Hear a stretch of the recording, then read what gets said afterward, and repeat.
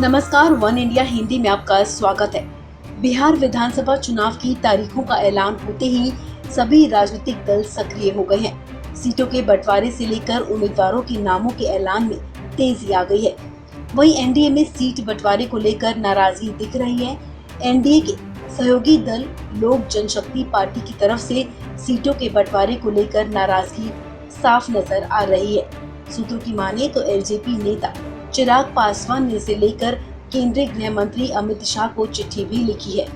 लोक जनशक्ति पार्टी की ये नाराजगी उस वक्त सामने आई जब चुनाव प्रभारी रविशंकर प्रसाद की तरफ से एनडीए के सभी घटक दलों के साथ मिलकर चुनाव लड़ने की बात कही थी।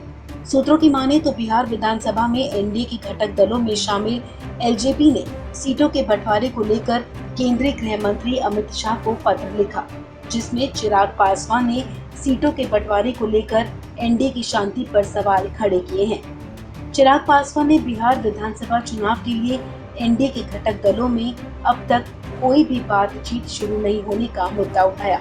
साथ ही उन्होंने इस मामले में बीजेपी अध्यक्ष जेपी नड्डा और पीएम नरेंद्र मोदी से अब तक हुए पत्राचार की कॉपी भी भेजी है। आपको बता दें, शनिवार को ही बिहार में एनडीए के साथ मिलकर चुनाव लड़ने की संभावनाओं पर चुनाव प्रभारी रविशंकर प्रसाद ने कहा था कि एनडीए एक है। एनडीए मिलकर बिहार में चुनाव लड़ेगा, जिसको जो परेशानी होगी उसे सुलझा लिया जाएगा। रविशंकर प्रसाद ने कहा था, मैं किसी पार्टी पर कोई कमेंट नहीं करूंगा। लोक जनशक्ति पार्टी हमारे साथ है और हम लोग एक साथ मिलकर चुनाव लड़ेंगे। सीट बंटवारे को लेकर लोक जनशक्ति पार्टी अध्यक्ष चिराग पासवान पिछले कई दिनों से लगातार हमलावर हैं। पिछले दिनों चिराग ने मुख्यमंत्री नीतीश कुमार पर भी जोरदार हमला बोला था। पार्टी की बैठक में एलजेपी सांसदों ने मुख्यमंत्री नीतीश कुमार के कामों का विरोध किया था।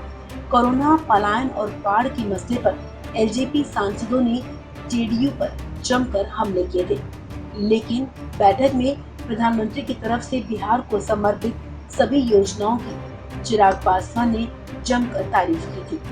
वहीं दूसरी तरफ एनडीए में सीटों के बंटवारे को लेकर पूछे गए एक सवाल पर मुख्यमंत्री नीतीश कुमार ने कुछ दिन पहले ही कहा था कि सीटों को लेकर अभी तक आपस में कोई बात नहीं हुई है।